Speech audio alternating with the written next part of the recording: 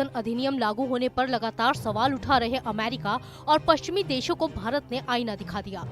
भारतीय विदेश मंत्री एस जयशंकर ने कहा है कि समस्या तब होती है जब लोग अपनी नीतियों को ही आईने में नहीं देखते।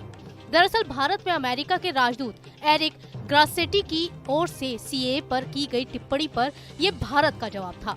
इसके अलावा एस जयशंकर ने ये भी कहा कि भारत कोई पहला देश नहीं है जो इस तरह का बिल लाया है। दुनिया में कई देशों के पास फास्ट ट्रैक नागरिकता है। ये देश के हालात पर आधारित है, इस पर टिप्पणी ठीक नहीं है। दरअसल अमेरिका ने कुछ दिन पहले कहा था कि वो भारत में सीएए की अधिसूचना को लेकर चिंतित है और इसके लागू होने पर करीब से नजर रख रहा है। तब भारत ने अमेरिका की बात पर तीखा वार करते हुए जवाब दिया था कि भारत के आंतरिक मामले पर टिप्पणी नहीं करनी चाहिए। ये हमारे देश के अंदर की बात है। विदेश मंत्री एस जयशंकर ने एक निजी टीवी चैनल से बातचीत के दौरान कहा कि आप भारत और कनाडा का कोई उदाहरण दे रहे हैं। अमेरिकी राजनीति ने हिंसक चरमपंथी विचारों और गतिविधियों को उस तरह की जगह नहीं दी जो कनाडा ने दी है। इसलिए मुझे नहीं लगता कि इन्हें एक साथ रखना अमेरिका के लिए उचित है। मैं दोनों के बीच अंतर करूंगा। मैं उनके लोकतंत्र या उनके सिद्धांतों की खामियों पर सवाल नहीं उठा रहा हूं। मैं हमारे इतिहास के बारे में उनकी समझ पर सवाल उठा रहा हूं, जो हमारे इतिहास के बारे में है। अगर आपके पास जानकारी नहीं है तो आप कहेंगे कि भारत का विभाजन कभी हुआ ही नहीं, वो समस्याएं पैदा हुई ही नहीं जिसे सीएए कानून में एड्रेस किया गया है। अगर आप कोई प्रॉब्लम को लेते हैं और उसमें से ऐतिहासिक प्रसंग को मिटाकर बात करते हैं तो ये संभव नहीं है।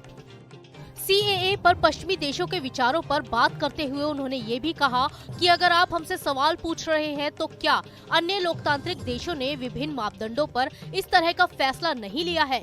मैं इसके लिए कई उदाहरण दे सकता हूं। अगर आप यूरोप को देखेंगे तो कई यूरोपीय देश उन लोगों की नागरिकता देने के लिए फास्ट ट्रैक अपनाते हैं जो विश्व युद्ध में कहीं छूट गए थे। कुछ केस में तो विश्व युद्ध से पहले का भी उदाहरण है। दुनिया में इस तरह के कानून के बहुत सारे उदाहरण हैं। उन्होंने जैक्सन विनिक संशोधन का हवाला दिया, जो सोवियत रूस के यहूदियों, लेटनबर्ग संशोधन, स्पेक्टर संशोधन और हंगरियाई लोगों की तेजी से ट्रैकिंग के बारे में था।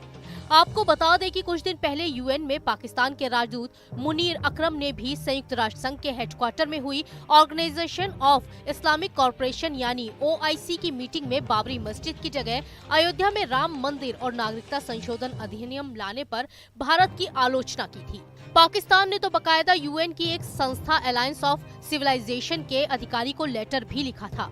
इस लेटर में उन्होंने भारत में इस्लामिक विरासत और अल्पसंख्यकों के धार्मिक और सांस्कृतिक अधिकारों को बचाने की जरूरत की बात कही थी।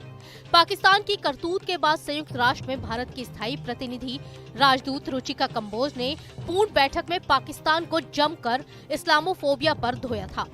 कंबोज ने पाक को दो टूक जवाब देते हुए कहा था कि पाकिस्तान एक ही राग को बार बार अलाप रहा है, जो एक टूटे हुए रिकॉर्ड की तरह है, जबकि दुनिया प्रगति कर रही है। पाक की स्थिति दुखद रूप से अब भी वही बनी हुई है जैसे पहले थी। Team news.